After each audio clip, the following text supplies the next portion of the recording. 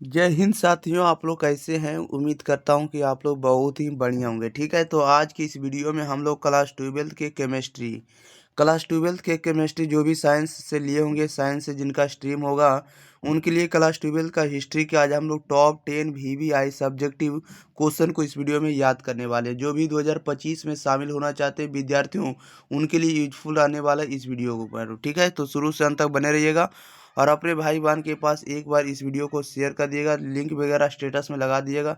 और चैनल को सब्सक्राइब नहीं किए तो चैनल को भी सब्सक्राइब जरूर कर लिएगा। ओके, इसका भी आप लोग का प्लेलिस्ट बनकर तैयार है। साइंस स्ट्रीम का सभी विषय का और इंटरनेट मॉडल सेट का आपको क्वेश्चन भी देखने को मिल जाएगा प्लेलिस्ट में। ठीक है, तो आप लोग जल्दी से जल्दी जुड़ जाइए। तीनों स्ट्रीम का मिलेगा, कोई भी दिक्कत नहीं होगा, साइंस आर्ट्स कॉमर्स तीनों का। ओके, चलिए तो स्टार्ट करते हैं, ज़्यादा विलम्ब ना करेंगे।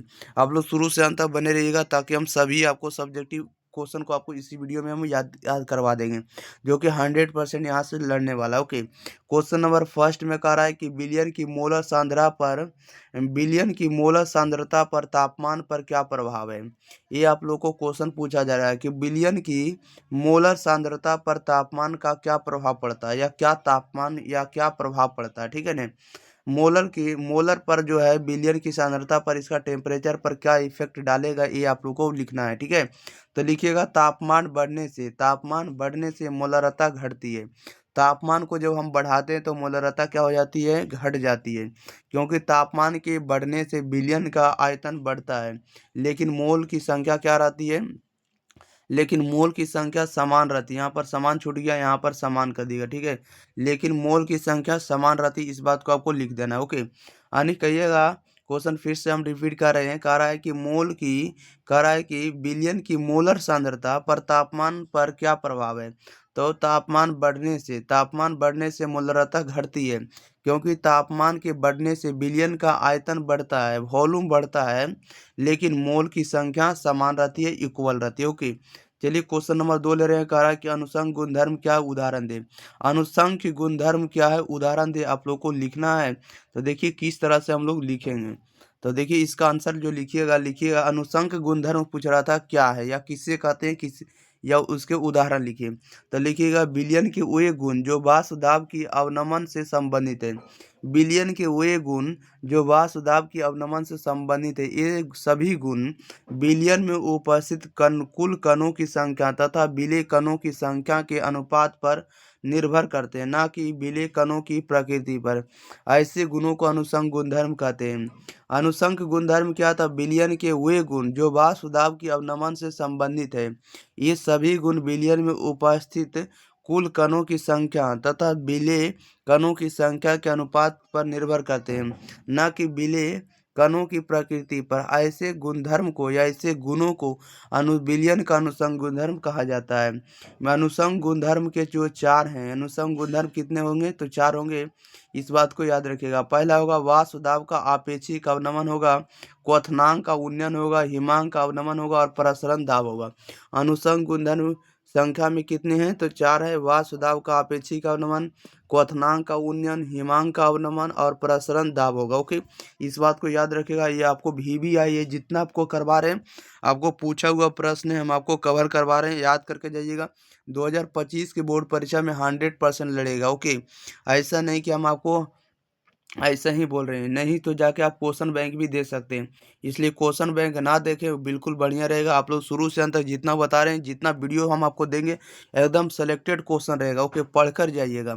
चलिए क्वेश्चन नंबर हम लोग थर्ड नंबर ले रहे हैं। कह रहा है कि क्या होता है जब रक्त कोशिकाओं में जल को डाला जाता है ना। कहने का मतलब कि क्या होता है जब रक्त कोशिकाओं में जल को डाला जाता है या जल में डाला जाता है। तो लिखिएगा प्रसरण के कारण जल अणु रक्त कोशिका के अंदर चले जाते हैं। प्रसरण के कारण जल अणु रक्त कोशिका के अंदर चले जाते हैं। परिणाम स्वरूप रक्त कोशिका का आकार बढ़ जाता है और फिर क्या हो जाती है, फट जाती है। यही कारण से हम कह सकते हैं कि रक्त कोशिका को जो हम लोग किस में डालते हैं, जल में डालते हैं। ओके, रक्त कोशिका को जब हम लोग जल में डालते हैं तो इसका आकार ऑटोमेटिक बढ़ जाता है और ये जो है कोशिका के अंदर चले जाते हैं। और ये जैसे जैसे आकार बढ़ता है इसका, ये धीरे धीरे क्या हो जाता है, फट जाता है। क्या हो जाता है, फट जाता है, अलग हो जाता है। ओके, चलिए क्वेश्चन नंबर हम लोग नेक्स्ट नंबर लेते हैं। क्वेश्चन नंबर देखिएगा 4 नंबर की ओर। आपको एकदम सेलेक्टेड प्रश्न करवा रहे हैं। कह रहा है कि परिसारक दाब को परिभाषित करें। परिसारक दाब को परिभाषित करें, या तो कुछ कहेगा कि प्रसरणी दाब क्या है या प्रसरण दाब क्या, बात सेम ही होता है ना। एकदम आप लोग को सेलेक्टेड याद रखना है। परिसारक दाब क्या है या परिसारक दाब किसे कहते हैं, परिसरण दाब किसे कहते हैं, परिसरण दाब से आप क्या समझते हैं या प्रसरणीय दाब से आप क्या समझते हैं, बात सेम होता है। ठीक है। क्यों परिसारक दाब असामान्य हो जाता है। परिसारक दाब को परिभाषित करें, क्यों परिसारक दाब असामान्य हो जाता है। तो लिखिएगा परिसारक दाब जो होता है घोल पर आरोपित वह अतिरिक्त दाब जो घोला का घोल में प्रवेश को रोक देता है। जब घोल व घोला का अर्ध पारगम्य झिल्ली में अलग किया जाता है उसे हम लोग प्रसरण दाब कहते हैं।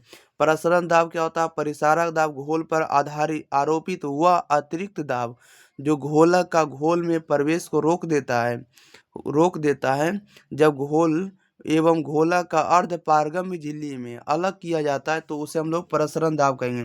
और ये प्रसरण दाब का फॉर्मूला होता है पाई बराबर होता है CRT होता है। क्या होता है, पाई बराबर CRT होता है। या तो कोई पढ़े होंगे पाई बराबर NRT, क्या पढ़ेंगे NRT पढ़ेंगे, कोई दिक्कत नहीं है। एन या सी जो होता है आपको मोलरता में सांद्रण को दर्शाता है। और सी बराबर फार्मूला होता है N/V होता है, N/V होता है यानी इसको लिखेंगे N/V गुने RT लिखेंगे। जहाँ सी को मोलरता में सांद्रण कहेंगे, V जो होगा आपको बिलियन का आयतन होगा, और R जो होगा आपको एक कांस्टेंट होगा, स्थिरांक होगा, और T जो होगा परम ताप होगा। क्या होगा, परम ताप होगा। ठीक है, याद रखिएगा।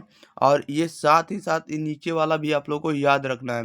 प्रसरण जो होता है प्रसरणी दाब बिलियन में जो होता है उपस्थित बिलियन सॉरी प्रसरणी दाब बिलियन में उपस्थित विलेय कणों की संख्या पर निर्भर करते हैं। चाहे यह जो गुण होगा चाहे यह कण जो होगा अणु परमाणु अथवा आयन क्यों ना ले या क्यों ना होगा, इन्हें प्रायोगिक एवं सैद्धांतिक मान में भिन्नता आ जाती है। इसी कारण से प्रसरणी दाब जो होता है असामान्य हो जाता। ओके, असमान हो जाता है। चलिए नेक्स्ट क्वेश्चन लेते हैं। क्वेश्चन नंबर अगले क्वेश्चन नंबर आप लोगों के बीच है 5 नंबर। कह रहा है कि हेनरी के नियम का नियतांक के महत्व क्या है। हेनरी के नियम का नियतांक के महत्व लिखना है। तो लिखिएगा किसी गैस के हेनरी के नियम का नियतांक का मान जितना ही अधिक होता है उसकी विलेयता उतनी ही कम होती है। जैसे ही ताप बढ़ता है गैस की विलेयता घटने लगती है। हेनरी के नियम का नियतांक के महत्व क्या है। किसी गैस के किसी गैस के हेनरी के नियम का नियतांक का मान जितना ही अधिक होता है उसकी विलेयता उतनी ही कम होती है। जैसे ही ताप बढ़ता है या जैसे ही ताप को बढ़ाया जाता है गैस की विलेयता क्या होने लगती है, घटने लगती है। ये आपको हेनरी के नियम का नियतांक का महत्व है। ओके, चलिए अगले क्वेश्चन लेते हैं। क्वेश्चन नंबर देखिएगा 6 नंबर में। कह रहा है कि एक घोल के लिए राउल्ट के नियम को लिखें। तो लिखेगा राउल्ट के नियम के अनुसार किसी दिए गए ताप पर किसी अवाष्पशील विलेय वाले विलयन का वाष्प दाब शुद्ध विलायक के वाष्प दाब और उसके मोल अंश के गुणनफल के बराबर होती है। एक बार फिर से रिपीट करते हैं। इसमें से कह रहा था कि एक घोल के राउल्ट के नियम को लिखें। एक घोल के लिए राउल्ट के नियम को लिखें। तो लिखेगा राउल्ट के नियम के अनुसार किसी दिए गए ताप पर किसी अवाष्पशील विलेय वाले विलयन का वाष्प दाब शुद्ध विलायक के वाष्प दाब और उसके मोल अंश के गुणनफल के क्या होता है, बराबर होता है। ओके, चलिए नेक्स्ट क्वेश्चन नंबर लेते हैं हम लोग 7 नंबर में। कह रहा है कि पतले विलयन का कोलिगेटिव गुण क्या है। पतले विलयन का कोलिगेटिव गुण क्या है, विभिन्न प्रकार के कोलिगेटिव गुणों की चर्चा करें। ओके, ये क्वेश्चन रिपीटेड हो चुका है, इसको याद रखिएगा। ओके, कह रहा है कि पतले विलयन का कोलिगेटिव गुण क्या है, विभिन्न प्रकार के कोलिगेटिव गुणों की चर्चा करें। तो लिखिएगा पतले विलयन का वह गुण जिसमें घुलनशील, इसको क्या कर दिएगा घुलनशील या अघुलनशील भी कर सकते हैं, कोई दिक्कत नहीं। तो घुलनशील इसको कर दिए। ठीक है, विलेय रहता है जो केवल विलेय के कणों की संख्या पर निर्भर करता है। जितना अपने गुणों से पृथक वाले विलयन में उपस्थित होता है इसे ही पतले विलयन का कोलिगेटिव गुण कहते हैं। पतले विलयन का कोलिगेटिव गुण क्या होता है? पतले विलयन का कोलिगेटिव गुण वह गुण होता है जिसमें अउड़नशील या अघुलनशील विलेय रहता है, जो केवल विलेय के कणों की संख्या पर निर्भर करती है। जितना अपने जितना अपने गुणों से पृथक वाले विलयन में उपस्थित होता है, इसे ही पतले विलयन का कोलिगेटिव गुण कहते हैं। पतले विलयन का जो कोलिगेटिव गुण होता है, ये निम्नलिखित प्रकार के होते हैं। कोलिगेटिव गुणों के प्रकार इस प्रकार के हैं। पहला नंबर, विलयन का वायु दाब अवनमन होगा। क्या होगा? वायु दाब अवनमन कर दीजिएगा। विलयन का वायु दाब अवनमन। विलयन के क्वथनांक का उन्नयन होगा। इसके बाद अगला है विलयन के हिमांक का अवनमन, और अगला नंबर है विलयन का प्रसरण दाब या परिसारक दाब। ये बात सेम ही होता है, ठीक है। प्रसरण रहे या परिसारक रहे या प्रसरणीय रहे, बात सेम होता है। विलयन का परिसारक दाब, ये सब कोलिगेटिव गुण के प्रकार होंगे। ओके, याद रखिएगा। चलिए क्वेश्चन नंबर हम लोग नेक्स्ट नंबर लेते हैं। क्वेश्चन नंबर 8 नंबर में कह रहा है कि मोल प्रभाज्य से आप क्या समझते हैं? मोल प्रभाज्य से आप क्या समझते हैं? तो मोल प्रभाज्य विलयन के एक अवयव के मोल तथा कुल मोलों के सरल अनुपात को कहा जाता है। ओके, याद रखिएगा। मोल प्रभाज्य क्या होता है? तब मोल प्रभाज्य विलयन के एक अवयव के मोल एवं कुल मोलों के सरल अनुपात को मोल प्रभाज्य कहा जाता है। ओके, याद रखिएगा। चलिए क्वेश्चन नंबर 9 नंबर लेते हैं। कह रहा है कि राउल्ट के नियम को लिखें। राउल्ट के नियम को लिखें। तो राउल्ट का नियम क्या है, या राउल्ट के नियम को समझाएं। तो लिखिएगा, किसी विलयन में उसके अवयवों का आंशिक वासुदाब उसके मोल प्रभाज्य का सीधा समानुपाती होता है। किसी विलयन में उसके अवयवों का आंशिक वासुदाब उसके मोल प्रभाज्य का सीधा समानुपाती होता है।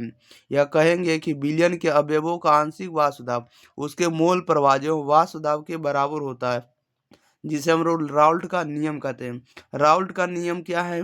तो लिखिएगा, किसी विलयन में उसके अवयवों का आंशिक वासुदाब उसके मोल प्रभाज्य का सीधा समानुपाती होता है। या लिखेंगे, विलयन के अवयवों का आंशिक वासुदाब उसके मोल प्रभाज्य एवं वा वासुदाब का या वासुदाब के बराबर होता है, जिसे हम लोग राउल्ट का नियम कहते हैं। ओके, चलिए क्वेश्चन नंबर 10 लास्ट क्वेश्चन लेते हैं। कह रहा है कि अर्ध पारगम झिल्ली क्या है? अर्ध पारगम झिल्ली क्या? तो अर्ध पारगम झिल्ली क्या या अर्ध पारगम झिल्ली से आप क्या समझते हैं? तो लिखिएगा, अर्ध पारगम झिल्ली वैसी झिल्ली को कहा जाता है। अर्ध पारगम झिल्ली वैसी झिल्ली को कहा जाता है जिनसे होकर सिर्फ विलायक के अणु ही पार कर सकते हों, वो विलेय के अणु नहीं, जिसे हम लोग अर्ध पारगम झिल्ली कहते हैं। अर्धपारगम झिल्ली क्या है? तो वैसे झिल्ली को अर्धपारगम झिल्ली कहा जाता है जिनसे होकर सिर्फ विलाय के अणु पार कर सकते हैं, परंतु विलेय के अणु पार नहीं कर पाते हैं, जिसे हम लोग अर्धपारगम झिल्ली कहते हैं। ओके, इस तरह से इसका परिभाषा लिखिएगा। चलिए, तो इस वीडियो में हम आपको याद करवा दिए। अगले क्वेश्चन अगले वीडियो में लेकर आएंगे। तब तक के लिए वीडियो को अपने भाई बहन के पास शेयर करिए। इतना शेयर करिए कि आप लोग सभी दोस्तों के पास ये वीडियो पहुंच जाए, ठीक है। जो भी विद्यार्थी 2025 में शामिल होना चाहते हैं, जिनका भी केमिस्ट्री का सब्जेक्ट होगा, वो ये लोग बढ़िया से एग्जाम दे सके। ओके, और चैनल साथ ही साथ आप लोग चैनल को सब्सक्राइब नहीं किए तो चैनल को सब्सक्राइब जरूर करिए। ओके, और 90 65 71 71 94 39 इस नंबर पर आप लोग जरूर जुड़ जाइएगा व्हाट्सएप ग्रुप के साथ। ओके, ताकि हम आपको 100% वायरल क्वेश्चन पेपर का आंसर की सबसे पहले आप लोगों के बीच लाकर दे सके। ओके, और आप लोग बढ़िया स्कोर केमिस्ट्री में कर सके और सब्जेक्ट में कर सके। चलिए, मिलते हैं हम लोग अगले वीडियो के साथ। तब तक के लिए thank you for watching this video. धन्यवाद।